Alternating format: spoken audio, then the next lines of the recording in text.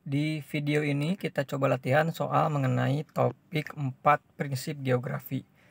Seperti yang sudah dipelajari di sekolah bahwa 4 prinsip geografi itu ada distribusi, interrelasi, deskripsi, dan korologi. Kita lihat contohnya seperti apa.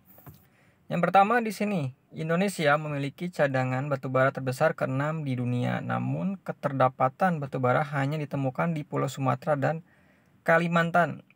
Nah, berdasarkan paragraf tadi, maka prinsip geografi yang sesuai kira-kira yang mana nih? Oke ya. Nah, kalian di sini harus bagaimana bisa mencari kata kunci.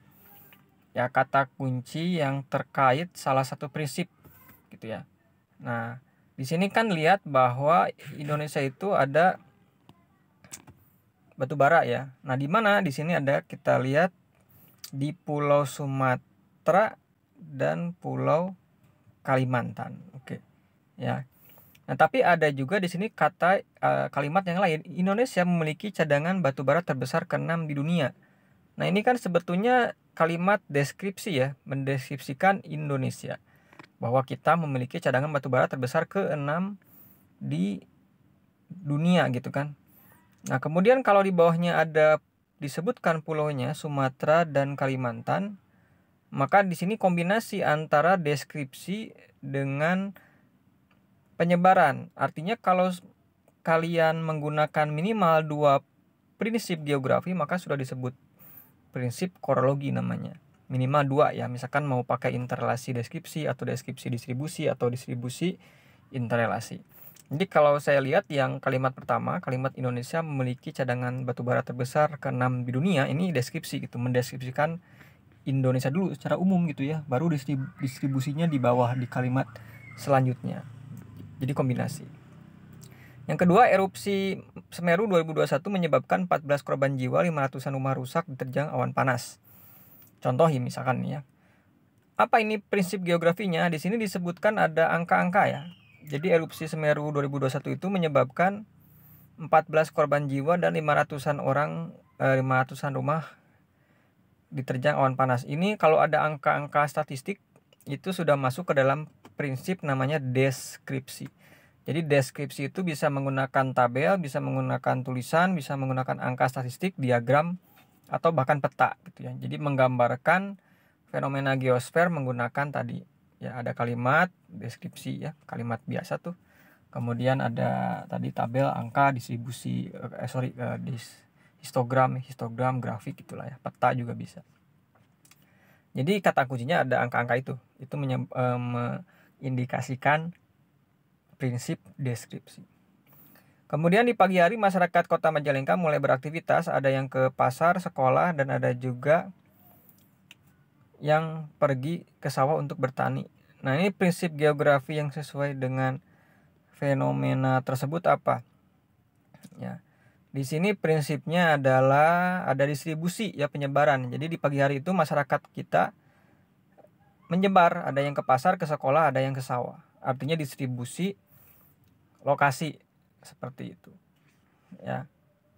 Kemudian nomor 4, dalam mengkaji fenomena geosfer menggunakan prinsip deskripsi, maka untuk mengidentifikasi sebaran flora fauna lebih baik menggunakan alat bantu apa? Apakah peta, inderaja, tabel, grafik, atau diagram? Jadi kalau misalkan anak-anak mau mengidentifikasi sebaran hewan tumbuhan nih dari Sumatera sampai dengan Papua, maka lebih baik pakai apa? Ya tentu pakai peta. Jadi kelihatan di Sumatera itu ada gajah gitu ya, ada harimau Sumatera gitu. Kemudian di Papua ada kasuari gitu ya, ada walabi gitu, cendrawasih dan lain sebagainya. Jadi kalau untuk mengidentifikasi sebaran flora fauna maka peta yang paling cocok. Kemudian di sini ada deskripsi paragraf, kita lihat ya. DKI Jakarta berpenduduk padat dengan tata ruang kurang memadai menyebabkan terjadinya degradasi lingkungan dan lain sebagainya ya, sampai dengan masalah lingkungan hidup. Oke, jadi DKI Jakarta itu tata ruangnya kurang memadai sehingga pemerintah daerahnya dan wilayahnya menghadapi masalah-masalah nih yang katanya sama, yaitu kependudukan dan lingkungan hidup. Prinsip geografi yang erat kaitannya dengan kasus tersebut apa? Nah, di sini kita lihat di mana kata kuncinya. Ini bisa menjadi salah satu soal hots juga ya. Nah, jadi padat penduduk menyebabkan degradasi lingkungan gitu. Jadi ini adanya interrelasi antara kepadatan penduduk tinggi, overpopulasi dengan degradasi lingkungan gitu kan. Jadi ini penggunaan prinsip interrelasi keterkaitan. Jika sebuah kota itu penduduknya over ya populasi, maka dia kan akan carrying capacity-nya akan menurun ya gitu. Jadi ketika carrying capacity menurun, daya dukung lingkungan gitu kan, kemudian yang terjadi adalah permasalahan. Ya, permasalahan dalam hal apa? Kependudukan iya ya, masalah sosial ya, kemudian masalah lingkungan apalagi ya, sampah, limbah, slum area itu contohnya. Oke. Nomor selanjutnya, manakah fenomena geosfer yang tepat di bawah ini jika mengaplikasikan prinsip penyebaran? Jadi mana kalimat yang mengindikasikan adanya penyebaran tapi harus tepat? Kota Makassar dan Denpasar berada di zona WITA, betul nggak? Betul ya, Makassar dan Denpasar itu ada di zona WITA. Kemudian habitat fauna australis ada di Papua dan Maluku, betulkah? Betul. Jadi sebaran fauna tipikal australis ada di Papua, Maluku, masuk ya. Gunung Sinabung, Kerinci apakah ada di Pulau Sumatera? Betul ya. Gunung Sinabung ada di Sumatera Utara, Kerinci ada di mana tuh? Ya di Bengkulu atau Jambi itu ya.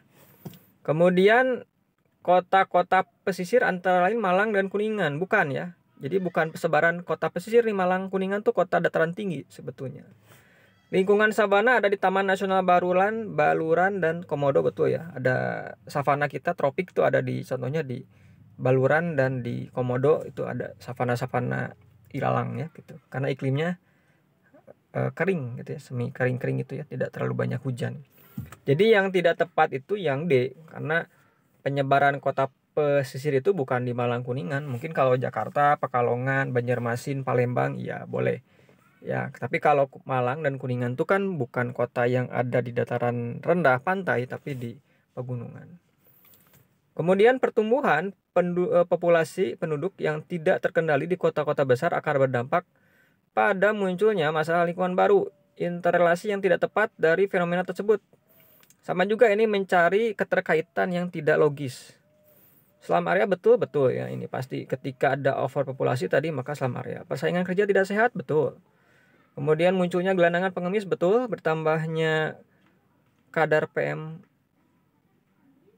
2,5 partikulat ini mikro ya, yang debu-debu gitulah 2,5 mm di atmosfer, betul, karena ada polusi dari kendaraan dan lain sebagainya. Jadi semakin banyak polutan ya.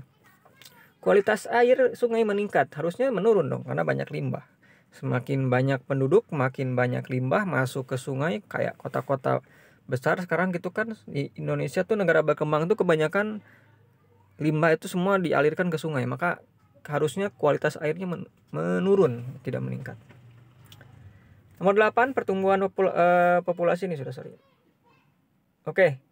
Nah, jangan lupa ya untuk follow akun saya, dan mudah-mudahan ini soal-soal ini bisa membantu kalian untuk menguasai topik-topik ini tentang interrelasi, deskripsi, korologi, dan distribusi penyebaran. Jadi yang penting kalian coba membuat kalimat-kalimat sendiri dulu ya, kemudian bisa nanti menyimpulkannya seperti itu. Saya seringkali membuat soal itu kalau tidak pilihan ganda seperti ini, kalau enggak diminta untuk membuat kalimat-kalimat yang menyatakan salah satu prinsip geografi. Oke.